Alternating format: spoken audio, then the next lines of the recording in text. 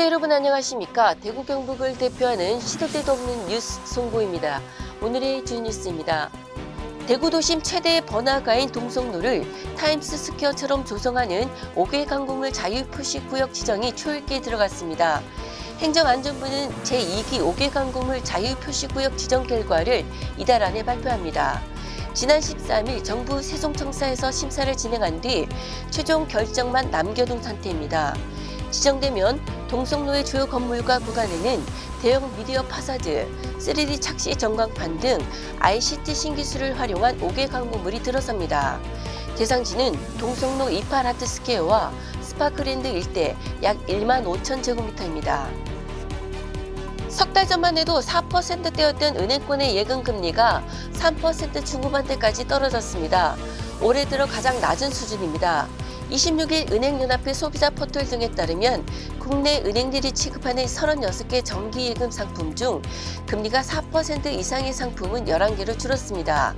지난 9월, 10월만 해도 20개가 넘었습니다.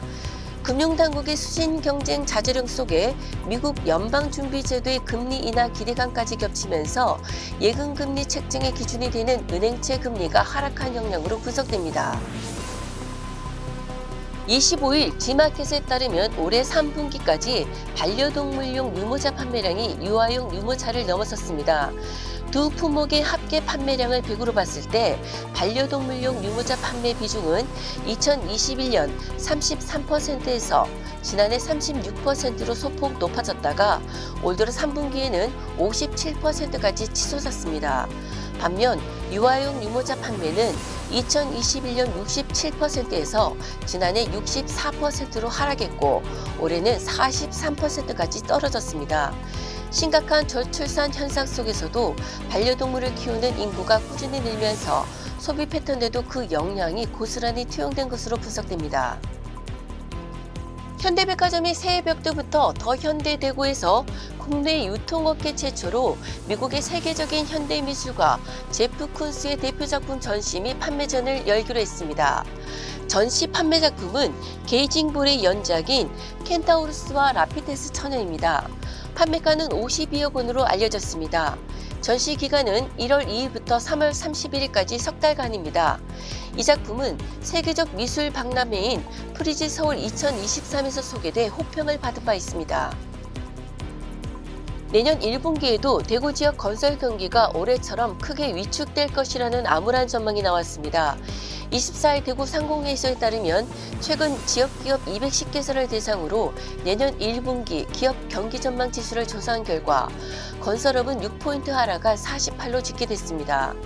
인건비, 건축자재 인상에 따른 공사 원가 상승과 고금리 상황이 지속되면서 업계 금융비용 부담이 가중될 것으로 보입니다.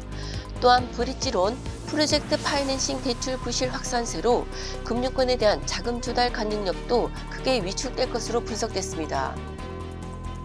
경북도가 추진 중인 차세대 원자력 생태계 조성 사업이 내년 정부 예산에 반영돼 탄력을 받을 전망입니다. 25일 경북대에 따르면 국회 예산심사 과정에서 쟁점이 됐던 차세대 원자력 생태계 조성 사업 등 경북도 추진 원자력 관련 예산이 지난 21일 국회 본회의를 통과한 2024년 정부 예산에 전액 반영됐습니다. 원자력 관련 반영 예산은 올해 692억 원 대비 524억 원 증가한 1,216억 원입니다. 역대 최대 규모입니다. 26일 화요일 대구와 경북 지역은 구름이 많은 가운데 건조한 날씨가 이어지겠습니다. 다만 매서웠던 한파는 한풀 꺾일 것으로 보이겠습니다. 미세먼지 농도는 보통 수준입니다.